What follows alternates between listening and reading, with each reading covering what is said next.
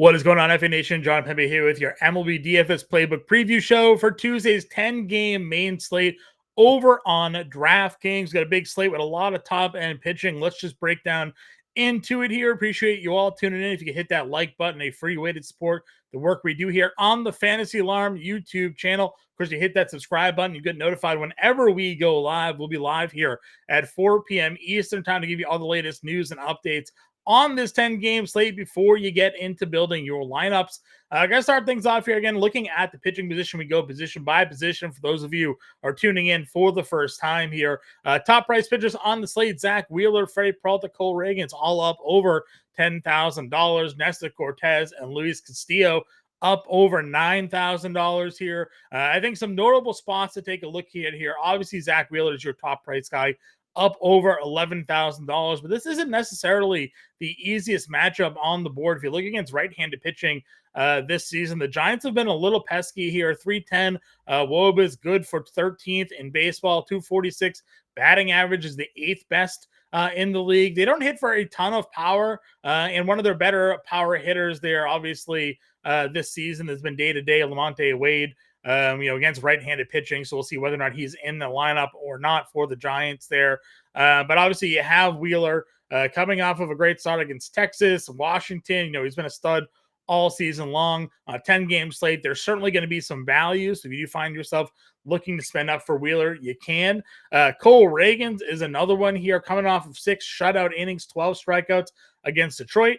Against Oakland, the start before that, 7 shutouts, 7 strikeouts. So we know he's really pitching well right now. We know the strikeout upside is there. I think what's a little interesting is, despite the fact that the Minnesota Twins have a lot of lefty bats in their lineup, they're also a team that does pretty well against lefties, ranking 10th in weighted on base percentage. They are 6th in isolated power, and in batting average, they rank 6th as well against left-handed pitching here. So you're either going to get Cole Reagan's continue to shut them down, 21% strikeout rate against lefties for the Twins here, or those Twins bats going to continue to do some damage against left-handed pitching. Another matchup that maybe you'd be looking to go to, Nestor Cortez here, 5 shutout innings against Seattle, 7 shutout innings against the White Sox in his last 2 starts here. But the Angels, highest batting average in baseball against left-handed pitching, 341 WOBA is 3rd highest in baseball. They're sitting with a 170 ISO, 5th highest in baseball here. So some really good numbers for the Angels against left-handed pitching, and we'll get into some of my favorite plays here today for that reason. So while Nestor Cortez has obviously pitched well over the last few starts, maybe not the spot to go to him there. So, of these top price starting pitchers, I think they're all in kind of some interesting spots where maybe it's just best to fade. If you want to work yourself down into the mid-tier, and maybe this is where I'm going to be looking to settle here, Kevin Gausman against the Chicago White Sox. I know Gausman hasn't been all that great overall this year, but he's coming off of a really good start against Detroit. 6 innings, 1 earned, 10 strikeouts. If you go over to FanGraphs, you take a look at his seasonal numbers here. Yes, the 4.47 ERA is not great, but 3.15 FIT, 3.21 xFIP, near 10K per 9. Walks per 9 continue to trend down at 2.4. Really just getting unlucky with the batting average and balls in play. That's at 367 for a guy that is generally around 300 or lower. So Gausman getting a bit unlucky. Maybe he starts to right the ship here. We saw Chris Bassett throw 5 shutout innings against the White Sox on Monday. We know Gausman certainly is capable of putting together some strong outings here, and maybe these last couple of quality starts that he's had against Tampa Bay and Detroit are going to turn some things around. We also know that, of course, the Blue Jays likely to be favorites in this matchup against the White Sox, so some win equity there. I'm really liking Kevin Gausman, I think, at this price point. Max Fried, sort of the same feeling for him, coming off of a complete game against the Chicago Cubs. This is his second complete game of the season through a complete game shutout against Miami. Now, Washington has certainly been a team that at times we've liked to avoid. Obviously, notably last season against left-handed pitching, a team that we really didn't like to target. But this year, they ranked 27th in MOBA against left-handed pitching. They have just a 111 ISO against left-handed pitching, 2nd worst in baseball.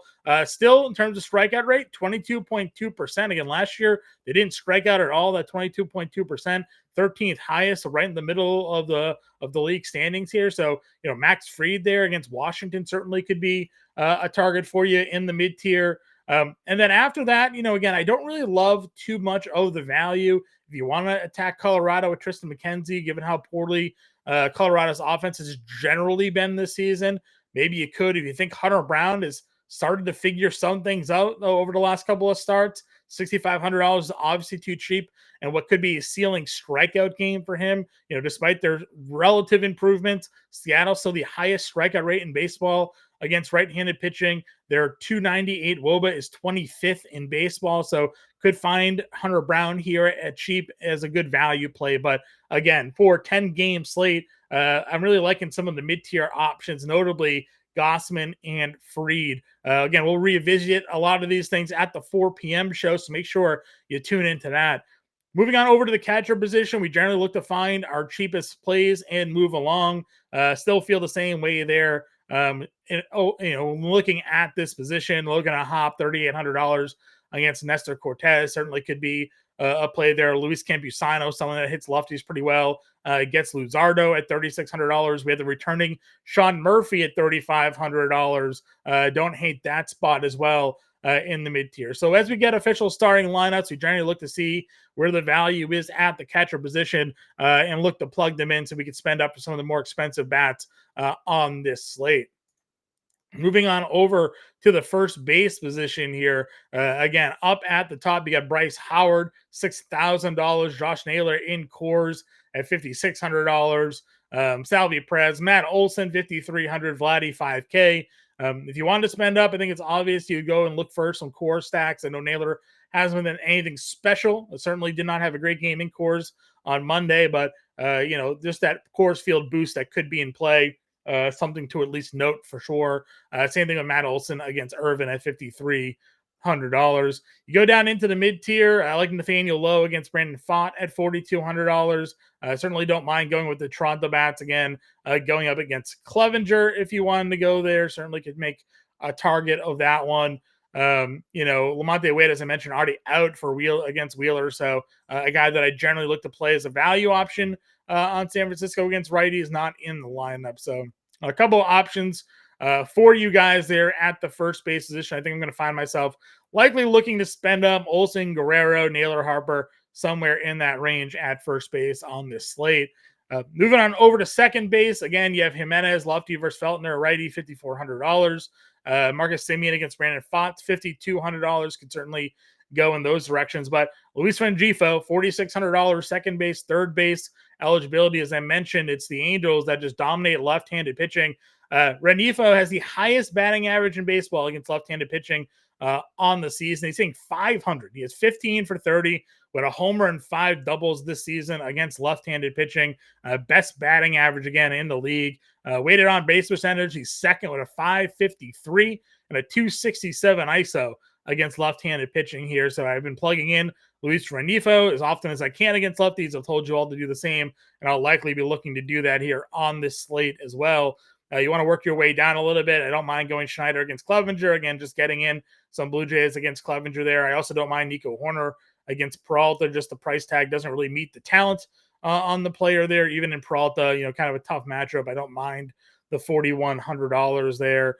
For value plays here at the second base position, Isaiah Kiner Falefa, someone you can certainly go to. Again, a little power lately, some stolen bases. $3,200 for him. I don't mind that as a value play on this 10-game main slate. Not much else for me down here. Garrett Hampson's found his way into their lineup of late. He's $2,400. I guess if he's starting, could go there. Some stolen base upside for him. Got 5 steals now overall on the season. So you want to go Garrett Hampson if he's in a lineup for Kansas City against Simeon Woods Richardson. Sure, he can go there as well. Third base. Up at the top, Jose Ramirez. He was one of our favorite plays of the day on Monday. He did not let us down. 2 for 5, 2 doubles, 2 RBIs in a run scored, 4 straight games now with 10 or more fantasy points. You're getting him in cores. It's elite as it comes in those matchups. Austin Riley to return to the Braves lineup, went 0 for 4. Again, though, got him against Irving here. If you like the Braves in this matchup against Washington, Riley hitting in the middle of that lineup certainly could make some sense. Ryan McMahon, you got him in cores, 288, 10 homers, 860 OPS this year. If you're not buying in on Tristan McKenzie, McMahon, basically one of 2 Rockies that you'd likely want to play. Him and Tovar would be the guys for me. Michael Garcia continues to hit 2 for 5 there on Monday. Got an RBI, another strong day for him. So again, if you're not on Simeon Woods Richardson, get him at $4,500. A little bit of value on this slate. Josh Rojas is 39 if you're not playing Hunter Brown. Josh Smith is $3,800 against Brandon Pfaadt. Don't mind that for the Rangers stack there. Some additional plays as we work our way down. Mentioned Connor Falafel already. Got him at 32. That's probably it for some value at third base here. Moving on over to shortstop, top end talent, obviously Bobby Witt. Corey Seager's been on fire, 351 with 7 homers over his last 2 games, 10 games rather, 2 homers the other day on Sunday here. Just a wild stretch, certainly recovered from the offseason surgery and the slow first month. Got him at $5,300 going up against Brandon Pfaadt. Definitely liking that matchup for Seager here. Got Willie Adames at home versus a righty. Those checks all the boxes for his splits against Ben Brown. Brown does have a decent strikeout rate, but Adames here at home against righties has been our bread and butter when playing Milwaukee on the year. Bo Bichette, he homered again. Got him against Clevenger again. I like Toronto today going up against Clevenger there, even though the overall numbers for Bichette don't look great. Over the last 10 now, 350 with a 940 OPS. You're getting him, you're getting Vladdy Guerrero all starting to come around at the same time. Maybe no surprise or no coincidence, rather, that it comes at the time of all those trade rumors swirling around Toronto. Other guys you can go at the shortstop position. Ha-Seong Kim at 4K against a lefty has been a spot. I still like Edmundo Sosa, even though he's been more usable against lefties than righties. Don't mind that. Dansby Swanson, $3,500. And then it comes to Zach Neto. I mentioned already the second highest batting average, the highest batting average in baseball, rather, against left-handed pitching is Luis Renifo. The second highest batting average against left-handed pitching this season is none other than Zach Neto. He is hitting 467. He is 14 for 30, a homer and 3 doubles there. Again, looking for some cheap angels potentially to put in your lineup.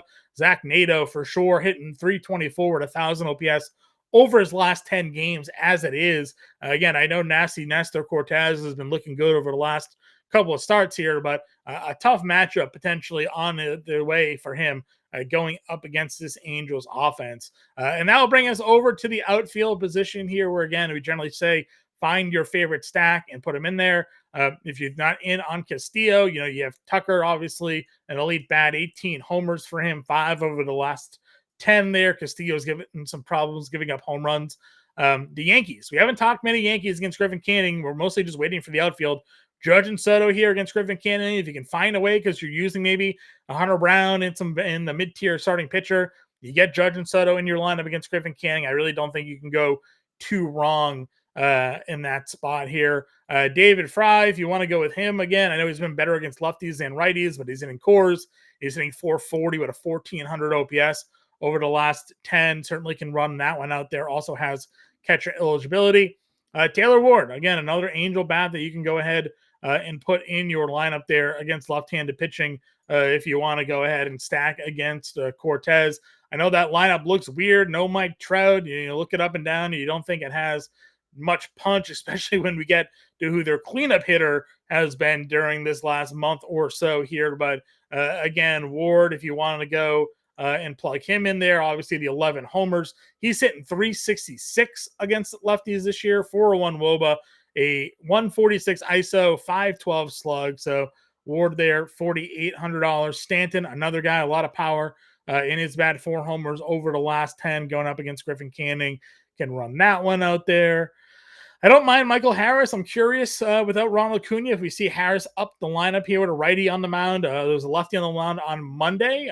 We had seen Harris hit second when Ozzie Albies was injured against left-handed pitching, or against right-handed pitching rather. Maybe we even see him lead off against right-handed pitching with Ronald Acuna out for the year. So if Harris is leading off, I certainly have some interest there for me.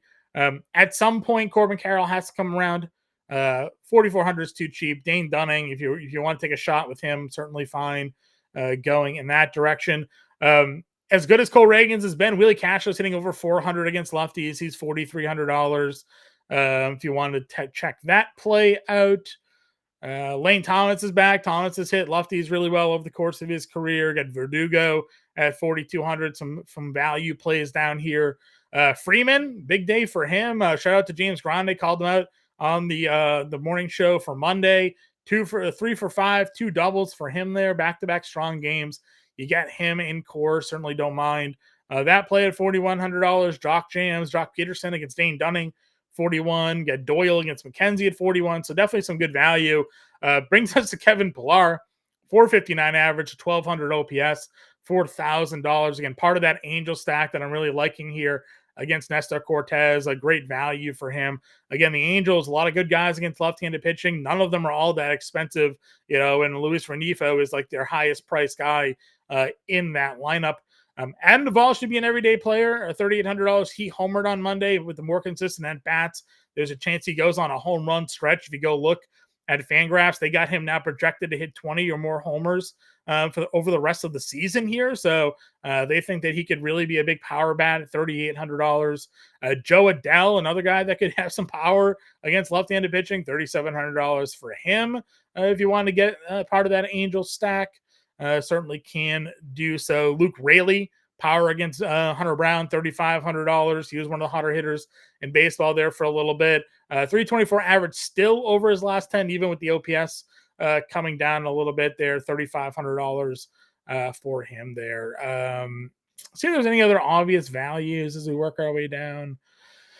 Let's see. Nothing crazy sticking out to me. Kelnick, 3K against Irvin, I guess could be a play. He's going to be in the lineup without Ronald Acuna, obviously. Let's see. Anybody else? Kara Myers, 28. Mentioned Hampson already. Janikowski, 22. I guess if he's in the lineup with the lefty versus Font, you could go there. Well, that's about it. So let's get a lineup build going for everybody. Again, we'll be back live at 4 p.m. Eastern time to break down and give you all the latest updates with this 10-game main slate. I'm going to go mid-tier, like I mentioned, though. I'm liking Gossman. I'm liking Fried. If I have to go down to Brown, I will. But those are the two starting pitchers I'm going to plug in my lineups initially. We'll go Murphy at 35. I want to get in this Angel stack here. So we're going to go Renifo at second base. We're going to go Nato at shortstop. Go Pilar in the outfield. All right, so there's our three Angels. First base. Let's go up against Clevenger here. We'll go Vlad Guerrero. Outfield here. What do we got? Where's Kiner Falafa? Kiner. Third base eligible, 32. Perfect. That gives us two outfielders at 4,500. I know we had another value play down here. We were looking to play a Springer, 38. There's our three. Blue Jays gives us a $5,200 spend up.